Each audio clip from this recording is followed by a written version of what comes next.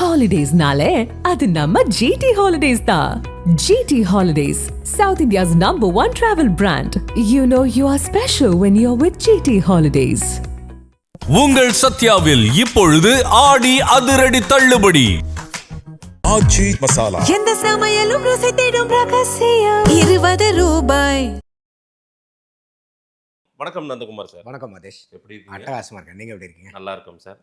டீலிமிட்டேஷனுக்கு நீங்க ஒரு அனைத்து கட்சி கூட்டம் கூட்டுறீங்க, ரைட்டா? நீங்க ஏன் மேகதாது அணைக்கு ஒரு அனைத்து கட்சி கூட்டம் கூட்டுறதுல என்ன தப்பு?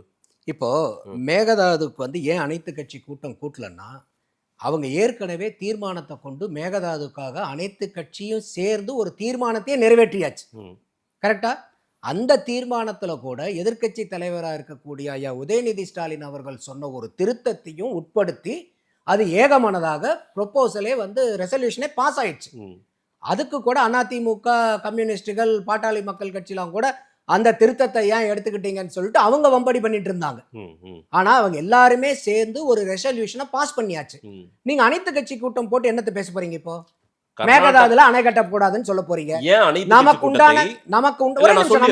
அனைத்து கட்சி கூட்டத்தை கூட்டணும்னு அவங்க ஆசைப்படுறாங்க அப்படின்னா, கர்நாடகாவில் எல்லாம் ஒன்று கூடிட்டாங்க. பல முதலமைச்சர்கள், முன்னாள் முதலமைச்சர் எல்லாம் ஒரு இடத்துல உட்காந்துட்டாங்க. அவங்க அவ்வளவு ஒற்றுமையை காட்டும் போது நம்ம ஒரு ஒற்றுமையை காட்டணும்னு இவங்க நினைக்கிறாங்க. அந்த ஒற்றுமையை காட்டி தானங்க நீங்க ரெசல்யூஷனே பாஸ் பண்ணீங்க. இந்த மாதிரி ரெசல்யூஷன் போட்டு ஏன் தீர்மானம் ஒரு தீர்மானத்தை போட்டதுக்கு பிறகாக ஏன் ஒரு கூட்டத்தை கூட்டுறதுல என்ன உங்களுக்கு பிரச்சனை? மூக்கை இப்படியே தொட்டுட்டீங்க, அதை விட்டுட்டு நான் இப்படிதான் போய் மூக்க தொடுவேன்னு ஏன் போறீங்க? அவங்க நீங்க நல்லா புரிஞ்சுக்கீங்க. வெறும் தீர்மானம் வெற்று இது சார், இது பேப்பர் சார். இது அப்ப தீர்மானம் வெற்று இருங்க நீட் சார், இருங்க நான் சொல்லிடுறேன். நீட் எதிர்ப்பு தீர்மானம் அதிமுக ஆட்சியிலும் போட்டாங்க, ஆமாவா?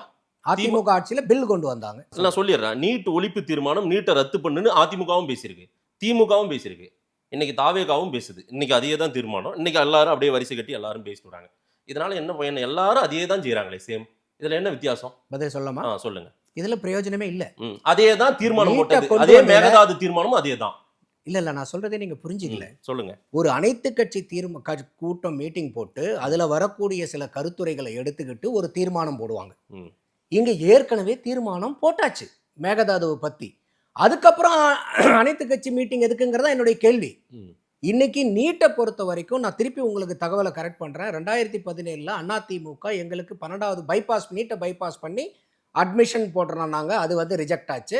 2021 திமுக அதே பண்ணாங்க. அசன்ட் கிடைக்காம அவர் கவர்னர் அன்னைக்கு திருப்பி அனுப்பிச்சிட்டாரு. திருப்பி அதே தீர்மானத்தை 2022 திருப்பி ஒரு தடவை அனுப்புறாங்க. அதுக்கும் அசன்ட் கிடைக்கல.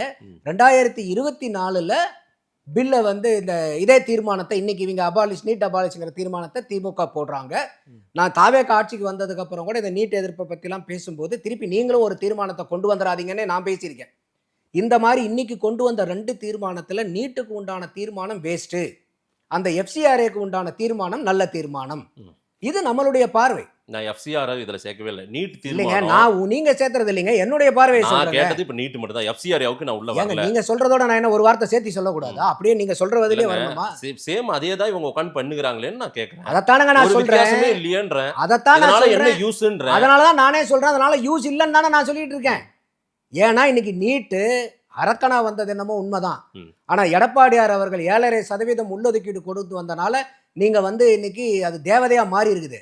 நம்ம என்ன எதிர்பார்த்தோம்னா, நீங்க நீட்டை எதிர்க்கிறீங்க, ரைட்டு. இப்ப எல்லாமே இங்க போராடிட்டு இருக்குது. இன்னைக்கு இந்தியாவில் 28 மாநிலங்கள், 8 யூனியன் பிரதேசங்கள். தமிழ்நாட்டை தவிர எந்த மாநிலம் நீட்டை வேண்டான்னு போராடுது? யாருமே கிடையாது. கரெக்டா? அப்போ நீங்க இந்த இடத்துல போராடுறீங்க, சரி, அது கூட உங்க உரிமைன்னு வச்சுக்கோங்க. நம்ம என்ன எதிர்பார்க்கிறோம்? 2026 வரைக்கும் மாநிலத்தினுடைய நுழைவுத் தேர்வு இருந்துச்சு.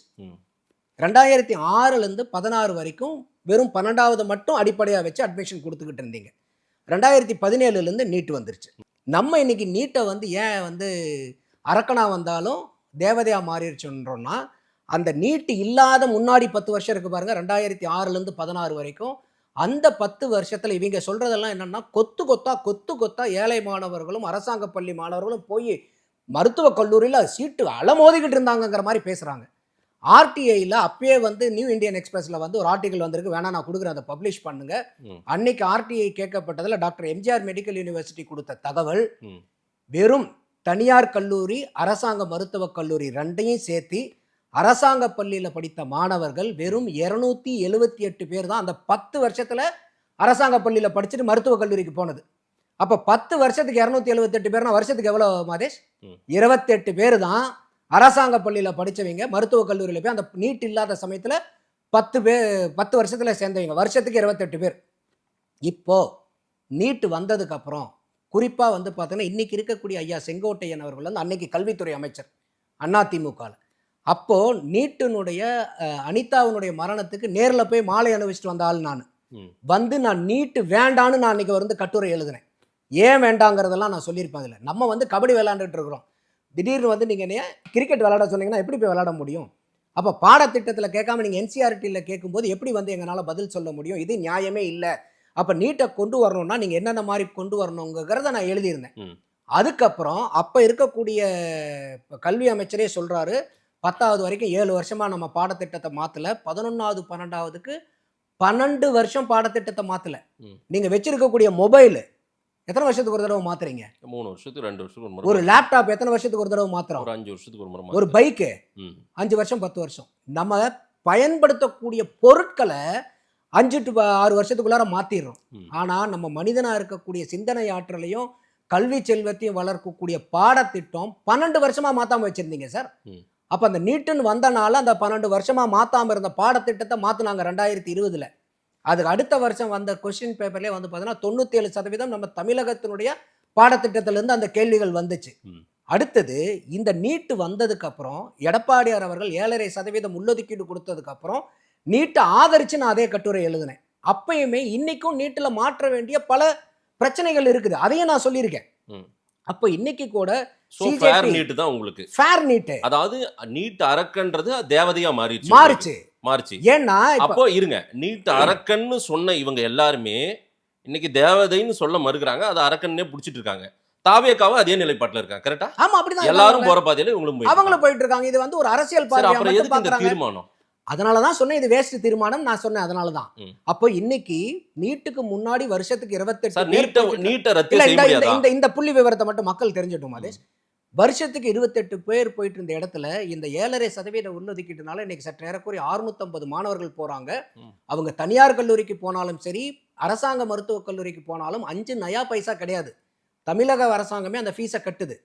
அது இல்லாம இந்த நீட் வந்ததுக்கு அப்புறம் இன்னைக்கு செல்ஃப் ஃபைனான்சிங் மெடிக்கல் காலேஜா இருந்தா அவங்களுடைய மொத்த சீட்ல 65% தமிழகத்துக்கிட்ட கவர்மெண்ட் கிட்ட சரண்டர் பண்ணணும். சிறுபான்மையர் நடத்தக்கூடிய செல்ஃப் ஃபைனான்சிங் காலேஜா இருந்தா 50% சரண்டர் பண்ணணும், கவர்மெண்ட் தான் ஃபில் பண்ணும் அதை. அப்போ இந்த 65% போக 35%த்துல 20% மேனேஜ்மெண்ட் கோட்டா, மீதி 15% என்ஆர்ஐ கோட்டா. சிறுபான்மையினர் இதுல வந்து 50 கொடுத்தது போக மீதி இருக்கிற 35% மேனேஜ்மெண்ட்டுக்கு போவாங்க, 15% என்ஆர்ஐ கோட்டாக்கு போவாங்க. அப்ப இந்த சரண்டர் பண்ண இவ்வளவு சீட்டை வந்து அவங்க அரசாங்கத்துக்கிட்ட சரண்டர் பண்ணி ஆகணும். அரசாங்கம் நம்மளுடைய ரிசர்வேஷன் சிஸ்டத்து பிரகாரம் பண்ணுவாங்க. இந்த 7.5% இது ஹரிசாண்டல் ரிசர்வேஷன்.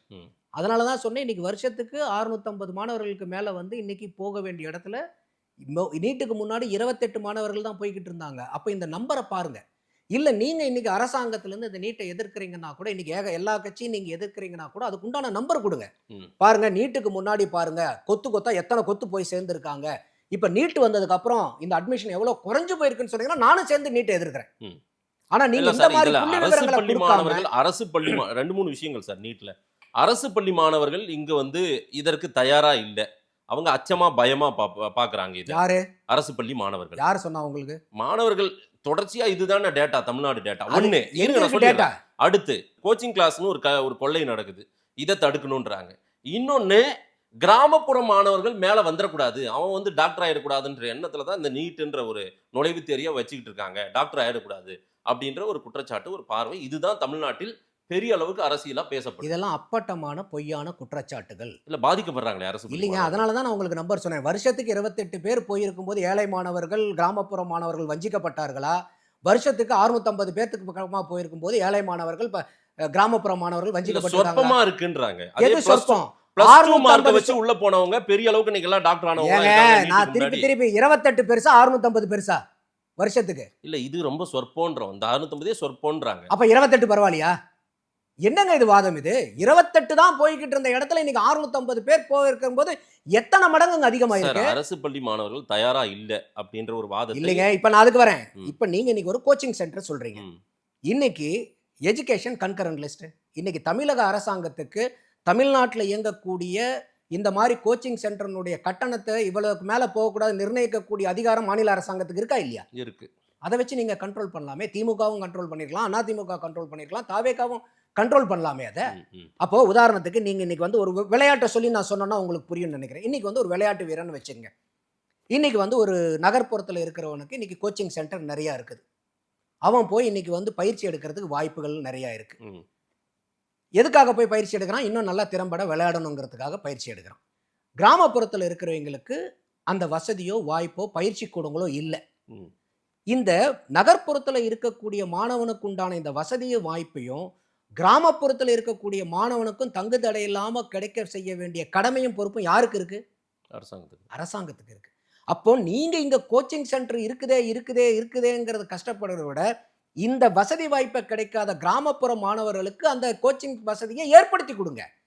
நீட்டுங்கிற பேர்ல ஜேஇங்கிற பேர்ல கொள்ளையடிக்கிறாங்க இல்லையா, கட்டண கொள்ளை, அவங்கள கட்டுப்படுத்துங்க. இவ்வளவு ஃபீஸுக்கு மேல இன்னைக்கு பள்ளி கல்வித்துறை அமைச்சர் இவ்வளவுக்கு மேல நீங்க ஃபீஸ் வாங்காதீங்க, இந்த ஃபீஸுக்கு போர்டு போடுங்கன்னு சொன்னாரா இல்லையா? அந்த அதிகாரம் மாநில அரசாங்கத்துக்கு இருக்கா இல்லையா? இந்த கோச்சிங் சென்டருக்கு உண்டான ஃபீஸை நிர்ணயம் பண்ண முடியாதா தமிழக அரசாங்கத்தால? தாவேகாவும் நிக்கிறது அப்ப யாரை ஏமாத்த? திமுக ஏமாத்துன மாதிரி இது வந்து பொலிட்டிக்கல், இங்க வந்து ஒரு பொலிட்டிக்கல் ஸ்டாண்டை எடுத்திருக்காங்க நீட் எதிர்ப்புங்கிற. அதனாலதான் நான் சொல்றேன், இன்னைக்கு ஒட்டுமொத்த தமிழகம் தான், இந்த ஒரே ஒரு தமிழக மாநிலம் மட்டும்தான் இன்னைக்கு நீட் வேண்டாங்கிறாங்க. மீதி ஒட்டுமொத்த இந்தியாவும் ஃபேர் நீட்டு. இதற்கு வந்து 2024 ராஜஸ்தான்ல பேப்பர் லீக் ஆகி பிரச்சனை வந்துச்சு. அப்ப சிபிஐ கேஸ்க்கெல்லாம் போச்சு. அப்பயே மத்திய அரசாங்கம், இன்னைக்கு இருக்கக்கூடிய பாரதிய ஜனதா அரசாங்கம் டாக்டர் ராதாகிருஷ்ணன் கமிட்டின்னு ஒன்று அமைச்சாங்க. அந்த டாக்டர் ராதாகிருஷ்ணன் யாருன்னா இஸ்ரோவினுடைய முன்னாள் தலைவர். அவரு முத்தா 101 ரெக்கமெண்டேஷன்ஸ் கொடுத்திருக்காரு. இந்த தேசிய தேர்வு ஆணையத்தில் என்னென்ன மாற்றுதல்கள் கொண்டு வரணும், நீட் தேர்வில் என்னென்ன மாற்றுதல்கள் கொண்டு வரணும், பேப்பர் லீக் ஆகிறத பொறுத்து, எக்ஸாம் சென்டர்ஸை பொறுத்து, அந்த தேர்வு முறைகளை பற்றி 101 ரெக்கமெண்டேஷன். ஆனால் இன்னைக்கு இருக்கக்கூடிய பாரதிய ஜனதா அரசாங்கம் அதில் காதில் கூட போட்டுக்கல. அதில் இருக்கக்கூடிய 1-2 மட்டும் எடுத்துட்டு மீதியை பூரா அசால்ட்டா விட்டனால தான் இன்னைக்கு 2026 ஒரு ரீ எக்ஸாம் வைக்க வேண்டிய அளவுக்கு வந்து இன்னைக்கு முக்கு சந்தில் போய் நின்று இன்னைக்கு கரப்பாம்பூச்சி போராட்டம் பண்ணி இன்னைக்கு தர்மேந்திர பிரதான் அவர்கள் ராஜினாமா பண்ண வேண்டிய கட்டாய சூழ்நிலை வந்ததுக்கு காரணம் பாரதிய ஜனதாவினுடைய ஒரு அஜாக்கிரதையான போக்கு. அன்னைக்கே வந்து அவங்க டாக்டர் ராதாகிருஷ்ணன் கமிட்டி கொடுத்திருந்த ரெக்கமெண்டேஷன்ஸ், அந்த 101 ரெக்கமெண்டேஷன்ஸை வந்து ப்ராப்பரா இம்ப்ளிமெண்ட் பண்ணியிருந்தாங்கன்னா இந்த நிலைமைக்கே போயிருக்காது. அப்போ இன்னைக்கு ஒட்டுமொத்த தேசமும் நம்ம பார்க்கறது வந்து பாத்தீங்கன்னாக்கா ஃபேர் நீட்டு. இன்னைக்கு தமிழகத்துலங்க 84 லட்சம் பேர் ஆரம்பத்தில் எழுதுனாங்க 2017. இன்னைக்கு 1.5 லட்சம் பேர் எழுதுறாங்க. இப்ப கடைசியில் இந்த 2வது தடவையா வச்சனால அந்த எக்ஸாம் எழுதுறவங்க குறைஞ்சு போனாங்க. அப்போ இதுலெல்லாம் நமக்கு மாற்று. உதாரணத்துக்கு வந்து பார்த்தீங்கன்னா என்ன மாற்றுகள் கொண்டு வரணும்? இந்த நீட்டினுடைய ஃபீஸை கரெக்ட் பண்ணுங்க. இன்னைக்கு ஸ்கெடியூல் லாங்குவேஜ் 22 லாங்குவேஜ் இருக்கு. ஆனால் நீங்கள் அதில் 12 லாங்குவேஜில் தான் நீங்கள் நீட் எழுதலாம். மீதி 10 லாங்குவேஜில் படிக்கக்கூடிய மாணவன் என்ன பண்ணுவான்? அதே மாதிரி இன்னைக்கு வந்து பள்ளியில் இருக்கக்கூடிய அரசாங்க பள்ளியில் வேலை பார்க்கக்கூடிய ஆசிரியர்களுக்கு கற்றல் கற்பித்தலை தவிர மீதி எல்லா வேலையும் இருக்குது. ஒரு 100% வேலை பார்க்குறாங்கன்னா அதில் 30-35% தான் கற்றலும் கற்பித்தலும். மீதி 65% வேலை அட்மினிஸ்ட்ரேட்டிவ் ஒர்க். எல்லா வேலையும் இன்னைக்கு அரசாங்க பள்ளி ஆசிரியர்கள் தான் செய்ய வேண்டியதா இருக்கு. அப்ப அதையெல்லாம் நீங்க கரெக்ட் பண்ணுங்க. பாடத்திட்டங்களை கரெக்ட். அதனால தான் சொன்னேன், நீட்டு வரலன்னா இன்னும் கூட அதே பாடத்திட்டம் தான் தொடர்ந்து இருக்கும் தமிழ்நாட்டில். அப்போ நீங்க நம்ம பயன்படுத்தக்கூடிய ஒரு சாதாரண மொபைல் போனை 3 வருஷத்துக்கு ஒரு தடவை மாத்தினா தான் என்னுடைய பயன்பாட்டு திறன் அதிகரிக்கணும்னு நினைக்கக்கூடிய நமக்கு நம்ம படிக்கக்கூடிய பாடத்திட்டம் 12 வருஷம் பழமையான பாடத்திட்டத்தில் இருந்தால் எப்படி பார்க்க முடியும்? இன்னைக்கு விஞ்ஞான உலகத்துல ஆர்டிபிஷியல் இன்டெலிஜென்ஸ்ல நித்த மாறிக்கிட்டு இருக்குது சயின்ஸ். அப்படி இருக்கும்போது நம்ம பாடத்திட்டங்கள் எவ்வளவு துரிதமா போகணும் இல்லையா? இதுல வந்து அரசாங்க பள்ளி மாணவர்கள் பயப்படுறாங்க, பதுங்குறாங்க அப்படின்னாக்கா இது யார் இப்போ ஏற்படுத்தின நிலைமை? அரசியல்வாதிகள் ஆண்டவர்கள் ஏற்படுத்திய நிலைமை. இன்னைக்கு எந்த விதத்துல தனியார் பள்ளி மாணவனோட அரசாங்க பள்ளி மாணவன் தரம் குறைச்சு போயிட்டான். நீங்க அரசாங்க பள்ளி மாணவனையும் ஒரு ஆபீஸ்குள்ளார அனுப்புங்க, எதையோ ஒன்று விசாரிச்சுட்டு வர சொல்லி. தனியார் பள்ளி மாணவனையும் அனுப்புங்க, அரசாங்க பள்ளி மாணவன் அட்டகாசமா செஞ்சுட்டு வருவான் எல்லா வேலையும். திமுக அதிமுக நீட்டை வச்சு அரசியல் பண்ற மாதிரி தாவேகாவும் அரசியல் பண்றாங்க. இது தேவையில்லாத அரசியல் தாவேகாக்கு. அவங்க ஏற்கனவே போன முறையில நீங்க போகணுங்கிற அவசியம் இல்லை. தமிழக மக்களுக்காக செய்ய வேண்டிய அரசியல் எத்தனையோ அரசியல் இருக்கு. இப்ப இவங்க வந்து நாங்களும் வந்து நீட்டுக்கு எதிர்ப்புங்கிறத பதிவு பண்றதுக்காக இது ஒரு பொலிட்டிக்கல் ஸ்டாண்ட்ஸ் தான். இது தினந்தோறும் லைவ்ல நேரலையில நம்ம சட்டசபை நிகழ்வை பார்த்துட்டு இருக்கோம். எப்படி இருக்கு இந்த 4-5 நாளா என்ன நடந்துட்டு இருக்குது? உங்களுக்கு எப்படி இருக்கு இந்த ஃப்ளோரை பார்க்கல? இல்லை, உண்மையாலுமே இது ஒரு நல்ல முயற்சி, தாவேகா அரசாங்கத்தினுடைய முயற்சி. ஏன்னா இது வரைக்கும் பெரிய அளவுக்கு லைவுங்கிறது இல்லை, சொல்லிகிட்டு இருப்பாங்க. ஆனால் அப்பப்போ எடிட்டு கட்டு அதெல்லாம் இருந்துச்சு. போன அரசாங்கத்திலே முயற்சி பண்ணாங்க. ஆனால் அதை அவங்க பண்ணல. ஸோ இந்த தடவை சிறப்பாக பண்ணியிருக்காங்க. அந்த ஃபஸ்ட்டு இதில் மட்டும் ஒரு ஆப்ஷன் என்னமோ வரலன்னு நினைக்கிறேன். அதுக்கப்புறம் கண்டினியூஸாக வந்துக்கிட்டு இருக்கு. இன்றைக்கி நம்ம எப்பயுமே என்டர்டெயின்மெண்ட் சேனலு, ஸ்போர்ட்ஸ் சேனலில் உட்காந்து நம்ம பார்த்துக்கிட்டு இருந்தது போய் இப்போது நிறையா பேர் இப்போ இன்றைக்கி அசெம்பிளியினுடைய லைவை வந்து ரெகுலராகவே பார்க்கக்கூடிய அளவுக்கு நம்ம வருது. அதில் இப்போ நம்ம வீட்டிலேயே பார்க்குறோம் இல்லையா? திடீர்னு வந்ததுக்கப்புறம் வந்து பார்த்திங்கன்னா, வீட்டில் இருக்கிறவங்க வந்து சீரியல் அது இதுன்னு பார்க்குறது போய் இன்றைக்கி அசெம்பிளியில் என்ன நடந்துச்சு அப்படிங்கிறத ஆர்வமாக உட்காந்து நம்ம வீட்டில் பசங்க, மனைவி கூட பார்க்குறதெல்லாம் நமக்கே உள்ளபடியாக மகிழ்ச்சியாக இருக்குது. இது அரசாங்கத்துக்காகட்டும், எதிர்க்கட்சிகளுக்காகட்டும் இது வந்து ஒரு சம வாய்ப்பு. ஏன்னா முதல்லலாம் வெளியே வந்து பத்திரிக்கையில் கொடுக்குற பேட்டி மட்டும்தான். உள்ளார என்ன நடந்துச்சு, ஏது நடந்துச்சு, அந்த புள்ளி விவரங்கள்லாம் ஒன்றுமே தெரியாது.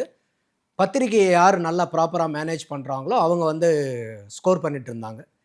இன்றைக்கி வந்து ஃபுல் அண்ட் ஃபுல் லைவ் போகிறனால வந்து பார்த்திங்கனாக்கா எல்லாமே அப்பட்டமாகவே உடனேக்குடன் வந்துடுது. இன்றைக்கி கூட அவங்க பேசுகிறாங்க, இல்லை நீங்கள் பேசின உடனே நான் பேசி அதுக்கப்புறம் நான் வந்து இதெல்லாம் வந்து அவை குறிப்பிலேருந்து எடுக்கிறேன்னா நீங்கள் லைவில் போயிட்டுருக்கு சரிங்க. நீங்கள் அப்பப்போ அந்தந்த வார்த்தைகளை வந்து நீங்கள் எடுத்துட்டீங்கன்னு சொன்னீங்கன்னா தான் பரவாயில்ல, இல்லைன்னா இது பத்திரிகைகளுக்கு செய்தியாக போட ஆரம்பிச்சிருவாங்கன்னொடனே அந்த அளவுக்கு வந்து இன்றைக்கி பேச்சுக்கள் வந்து ரொம்ப கூர்மைப்படுத்த வேண்டிய கட்டாயம் இருக்குது.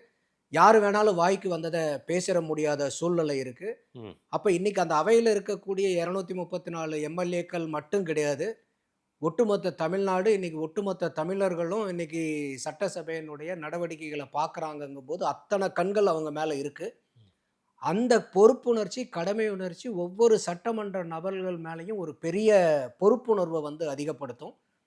அப்போ சும்மா ஏனோ தானோன்னு சட்டமன்றத்துக்கு வரவீங்க முழுக்க முழுக்க ப்ரிப்பேர் பண்ணிவிட்டு நைட்டு தூக்கம் இல்லைனா கூட சட்டசபையில் போய் தூங்கிக்கலாம்லாம் இனிமேல் யாரும் வர முடியாது. ஏன்னா கரெக்டாக கேமரா அந்த ஏதோ ஒரு இதில் தான் சொல்லுவார் பாருங்க, ஓடவும் முடியாது ஒளியவும் முடியாதுன்னு கமலஹாசன் சொல்லிட்டுருப்பாரு முதல்ல. அந்த மாதிரி இங்கே நீங்கள் வந்து தூங்கவும் முடியாது, சோம்பல் முறிக்கவும் முடியாது இப்போது.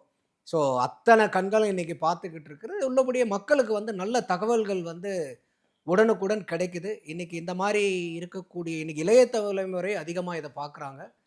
அப்போ இளைய தலைமுறைக்கிட்ட வந்து ஒரு அரசியல் சிந்தனை, அரசியல் பற்றிய பார்வைகள் வந்து ரொம்ப விசாலப்படும். இன்னும் வந்து ஒரு டவுன் த லைன் ஒரு 5 வருஷம் 10 வருஷம் இது அப்படியே போகும்போது யோசிச்சு பாருங்கள், நம்மளுடைய தமிழ் சமுதாயம் வந்து எந்த அளவுக்கு வந்து ஒரு அரசியல் விழிப்புணர்வு இருக்கக்கூடிய சமுதாயமாக மாறும். யாருமே வந்து அவங்க அப்படி சொன்னாங்க, இவங்க இப்படி சொன்னாங்கங்கிறதுனால உடனே டக்குன்னு போட்டு பார்த்தாங்கன்னா தெரிஞ்சிடும் யார் என்ன சொன்னாங்க, யார் எதுக்கு மறுப்பு சொன்னாங்கன்னு உடனே ஆத்தென்டிகேட்டடாக இன்றைக்கி வர்றது வந்து. அதனால தான் சொன்னேன், இது சம வாய்ப்பு அனைத்து கட்சிகளுக்கும். யார் அதை திறம்பட கையாளுறாங்களோ அவங்களுக்கு நல்ல மக்கள் கிட்ட ஒரு நன்மதிப்பு கிடைக்குங்கிறதா என்னுடைய பார்வை. குறிப்பிட்ட அமைச்சர்கள் மட்டுமே அந்த எதிர்க்கட்சிகளுக்கான பதில் சொல்கிறதா இருக்குது. மற்றவங்களாம் யாரும் பெருசாக பேசுறது அது அவங்களுக்குள்ள பிரிச்சுக்கிட்டாங்களா ஒரு 4 பேர் மட்டும்?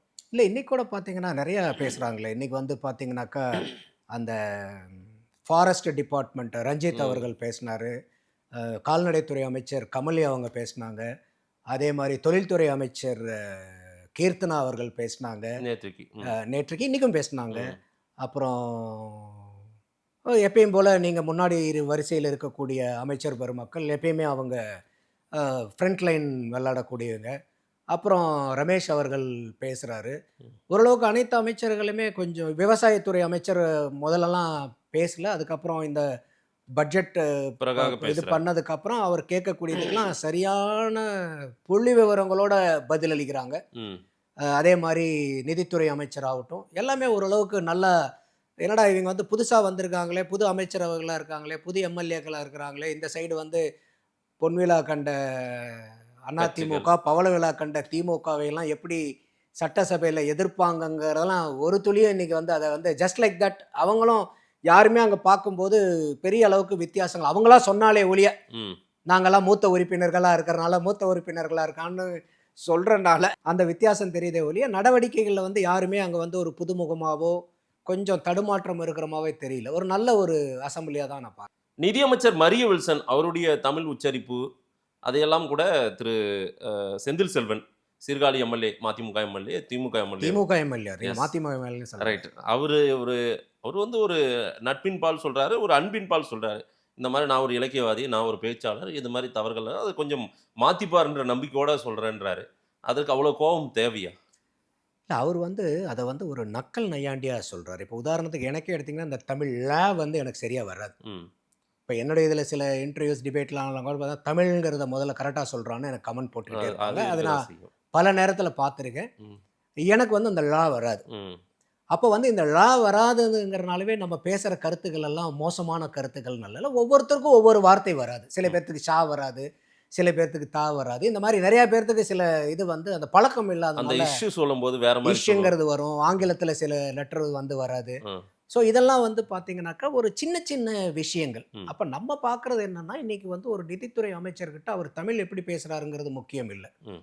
அவர் நிதித்துறை சார்ந்து என்ன பேசுகிறாரு, நிதித்துறை சார்ந்த கேள்விகளுக்கு என்ன பதில் சொல்கிறாரு, ம். இதுதான் நம்ம பார்க்கணுமே ஒழிய அவர் இப்போ இன்னைக்கு வந்து ஒரு இலக்கிய நயத்தோட பேசுகிறவங்கெல்லாம் சிறந்த அறிவாளிகளும் கிடையாது. ம்.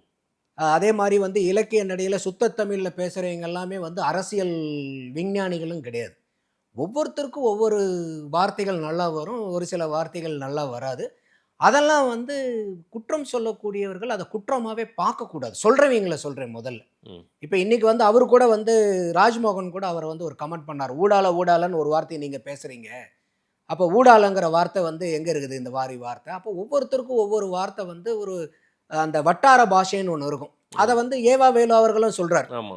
அங்கெல்லாம் வந்து பார்த்தீங்கன்னா வீடுன்னு சொல்ல மாட்டாங்க, வீட்டில் அப்படின்பாங்க. அப்போ இதெல்லாம் வந்து அவரே முன்னாள் அமைச்சர் ஏவா வேலு வந்து உள்ளர பூந்து அதை கொஞ்சம் காம்ப்ரமைஸ் பண்ணுறாரு. அப்போ வந்து இந்த இதெல்லாம் நம்ம பார்க்கும்போது தான் நமக்கு என்ன தோணுதுன்னா, ஏப்பா நீ அவர் நிதி அமைச்சர்கிட்ட நீ பட்ஜெட் சார்ந்த கேள்விகள் அடுக்கு. இல்ல சார், அந்த கோபம் தமிழ் சார்ந்த தேவையான கேள்வி கோபம். அது இல்ல, அது என்னன்னா அவர் ஆரம்பத்துல இருந்தே வந்து பாத்தீங்கன்னா அவர் மேல நிறைய விமர்சனங்கள் இந்த தமிழ் படிக்கிறத வச்சே அவர் மேல வைக்கப்பட்டது. நிறைய மீம்ஸ்கள், இப்போ நம்மள மாதிரி அவங்களும் மீம்ஸ் எல்லாம் பார்ப்பாங்கல்ல. அப்போ நமக்கே என்ன தோணுதுன்னா, ஒருத்தவங்க நான் அதை தான் என்னையவே சொல்கிறேன், எனக்கு வராது பெரிய அளவுக்கு. ரொம்ப கவனமாக இருந்தோம்னா இந்த ழாங்கிறது வருமே ஒழிய இல்லைன்னா வராது, எனக்கு தவறிடும். அப்படி இருக்கக்கூடிய பட்சத்தில் வந்து இவனுக்கு வராதுங்கிறனாலவே நம்ம பேசுறதெல்லாம் நிராகரிக்கணும்னாங்கன்னா அது அவங்களுடைய அறியாமை. அப்போ இங்கே வந்து ஒரு சட்டமன்ற உறுப்பினர் நிதி அமைச்சர்கிட்ட இருந்து என்ன பார்க்கணும், நிதித்துறை சம்பந்தமாக நீங்கள் 1000 கேள்விகளை கேளுங்க. இன்றைக்கி கூட வந்து ஒரு இன்டெகிரிட்டிங்கிற ஒரு வார்த்தையை வந்து ஒரு நபர் பயன்படுத்தினார். உடனே மரிய வில்சன் அவர்கள் எந்திரிச்சு அதுக்கு உண்டான தகவலை கொடுக்குறாரு. நீங்கள் 2020-21 அதிமுக அந்த இன்டரிம் பட்ஜெட் பண்ணும்போது அவங்க வந்து ஸ்டேட் ஓன் டேக்ஸ் ரெவென்யூ எவ்வளோ ப்ரொப்போஸ் பண்ணாங்க, அதை திமுக ஜெயிச்சு வந்ததுக்கப்புறம் நீங்கள் அதை ஏன் எவ்வளோ குறைச்சிங்க, எதுக்காக குறைச்சிங்க, அப்போ அவங்க ஓவர் எஸ்டிமேட் பண்ணாங்க, நீங்கள் வந்து ப்ராப்பராக எஸ்டிமேட் பண்ணினீங்க. அதே தான் இப்போ நீங்கள் போகும்போது 2,29,000 கோடி ஸ்டேட் ஓன் டேக்ஸ் ரெவென்யூ சொன்னீங்க. ஆனால் ஆக்சுவலாக போன தடவை என்னன்னு பார்த்தீங்கன்னாக்கா க்ரோத் ரேட் வந்துகிட்டு இருக்கிறது வந்து வெறும் 8% தான். நீங்கள் 18-19% ஓவர் எஸ்டிமேட் பண்ணீங்க. நாங்கள் பிஸ்னஸ் ஆஸ் யூஷுவல்ங்கிற அந்த க்ரைட்டீரியாவை எடுத்து ஓப்பனான ஹானஸ்டான கரெக்டான நம்பர் கொடுக்கணுங்கிறதுக்காக நாங்கள் குறைச்சிருக்கிறோங்கிற சரியான புள்ளி விவரங்களை கொடுக்குறாரு. அப்போ நம்மளை மாதிரி ஆட்கள் பார்க்கும்போது அவர் கேட்ட கேள்வி இவர் சொல்கிற பதில் கரெக்டாக இருக்குதுங்கிற நம்ம இதைத்தான் பார்ப்போமே ஒழிய அவருக்கு வந்து தமிழ் வருதா இல்லை வந்து அந்த வார்த்தை வரலையா இந்த வார்த்தை வரலையாங்கிற இதெல்லாம் வந்து ஒரு ஆன்சிலரி. அவர் வந்து இப்போ மரிய வில்சன் அவர்களை வந்து தமிழ் புலமைக்காக அவர் வந்து போட்டிருக்காங்க, இல்லை தமிழ் வளர்ச்சித்துறையை போட்டிருக்காங்க. அதுக்கு ராஜ்மோகன் அவர்கள் இருக்காரு, அவர் அருமையாக தமிழ் பேசுகிறார்.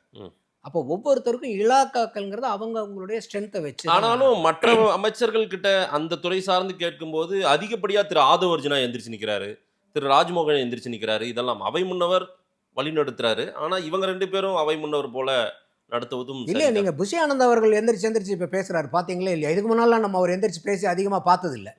இப்போல்லாம் அவரும் எந்திரிச்சு ஜாஸ்தி பேசுகிறாரு. இன்றைக்கி ஓரளவுக்கு எல்லா அமைச்சர்களுமே இன்றைக்கி பதில் கொடுக்குற அளவுக்கு வந்துட்டாங்க. நான் தான் சொன்னேன், இன்றைக்கி ஃபாரஸ்ட் மினிஸ்ட்ரி பேசி நம்ம பார்த்ததே கிடையாது. அவர் ரஞ்சித் அவர் இன்னைக்கு பேசுறாரு. கமலி பேசி நம்ம பார்த்ததே இல்லை, அவங்க பேசுறாங்க. அப்போ இப்போ எல்லாத்துக்குமே வந்து அந்த வாய்ப்புகள் வந்து கிடைக்க ஒவ்வொருத்தரா அவங்க வந்து தே ஆர் எமர்ஜிங். அப்போ இதுதான் நல்லதுங்கிறேன் நான். அப்போ நீங்கள் சொல்ற மாதிரி ஒரு 2-3 அமைச்சர் இப்போ முதல்லலாம் வந்து பார்த்தீங்கன்னா நிறைய இவர் பதில் சொல்லிட்டு இருப்பாரு, நம்ம மின்சாரத்துறை அமைச்சர் CTR நிர்மல். இப்போ இந்த 2 நாள் பாருங்க அவர் ரொம்ப குறைவாக தான் இருக்கு. இன்னைக்கு சுத்தமாவே இல்லை. அப்போ வந்து இன்னைக்கு மற்ற அமைச்சர்களும் வராங்க. இல்ல ஆதவர்ஜுனா எல்லாத்துக்கும் முந்திக்கிறாரு. ஆதவர்ஜுனா வந்து குறிப்பா பார்க்கும்போது அரசியல் குற்றச்சாட்டுகள் வரும்போது பூரா அவர் மேல இல்ல, அது குறிப்பா திமுகன்னா உடனே பேச ஆரம்பிச்சாரு. ஏன்னா சில தரவுகள் வந்து சில பேர்த்த சொல்லணும். அவங்க லாட்டரி சீட்டை பத்தி பேசும்போது அவர் எந்திரிக்காம வேற யார் இல்ல எந்திரிக்கிறது? Right sir. எல்லாத்துக்குமே திமுக குற்றஞ்சாட்டி பேசுறதுக்குன்னா அதுக்கு ஆதவர்ஜுனா ஃபிக்ஸ்டா என்ன? இல்ல, இல்ல. அவர்தான் வந்து பதில் யாரு சொல்லணும். வேணா சொல்லலாம். ஆ. இப்ப ஆதவர்ஜுனா சொல்லக்கூடாதுங்கிறது இல்லல்ல. இல்ல சார். இப்ப ஆதவர்ஜுனா இப்ப அவருடைய இன்னைக்கு துறை லாட்டரி இருங்க. சீட்டு கேக்குறாரு. திரு மரிய வில்சன் அவர்கள் அவருடைய தமிழ் புலமை குறித்து விமர்சனம் வருது.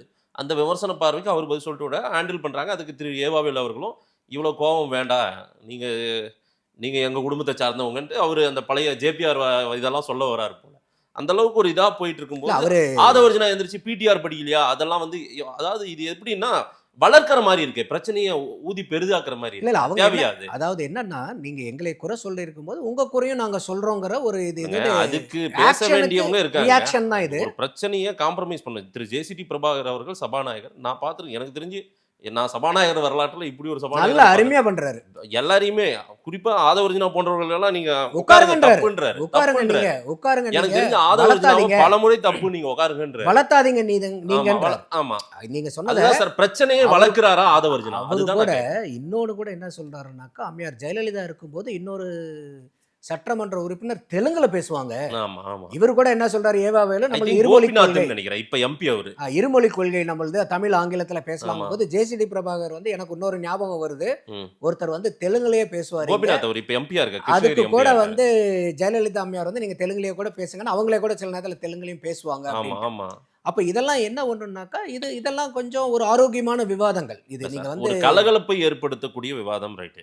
திரு ஆதவர்ஜுனா எந்திரிச்சிட்டாவே ஃபைட் ஒரு சண்டைக்கு உண்டாக்குற போல ஒரு விவாதத்தை கொண்டு இல்லைங்க. இப்ப போறது நீங்க நியாயமா? இப்ப அவரு எந்திரிக்கக்கூடிய சூழ்நிலைகள் பூராமே ஒரு தாவேகா அரசாங்கத்தின் மீது ஒரு குற்றச்சாட்டுன்னு வரும்போது அந்த தாவேகாவுடைய அமைச்சர் பதில் சொல்லாம வேற யார் சொல்ல முடியும்? நீங்க ஒரு அந்த ரோல் அவர் மட்டும் விமர்சனம் தான் இல்ல வைக்கிறது சார். வேற. அந்த ரோல் அவர் மட்டும் தான் எடுத்துக்கணுமா? இல்ல இன்னொன்னு இல்ல அவர் நீங்க அதுல எடுக்கிற இல்ல சிடிஆர் அவர் நிர்மல்குமார் நிறைய எந்திரிப்பாரு. இல்ல சார். அவர் இவரு எடுக்கிற ரோல் ராஜ்மோகன் அவர் எந்திரிப்பாரு. எடுக்கிற ரோல் வம்படியா வாங்க சண்டைக்கு நிக்கலாம் அப்படின்ற மாதிரி தான் இருக்குது. இல்ல இல்ல இவரா எங்கேயும் போகல. நான் நான் பொது பார்வையை பார்த்துக்கிட்டு தான் சொல்றேன். இருக்கேன். நான் என் நானு. பார்வையை சொல்ல. இல்ல நான் பார்த்துக்கிட்டு தான் இருக்கேன் டெய்லி.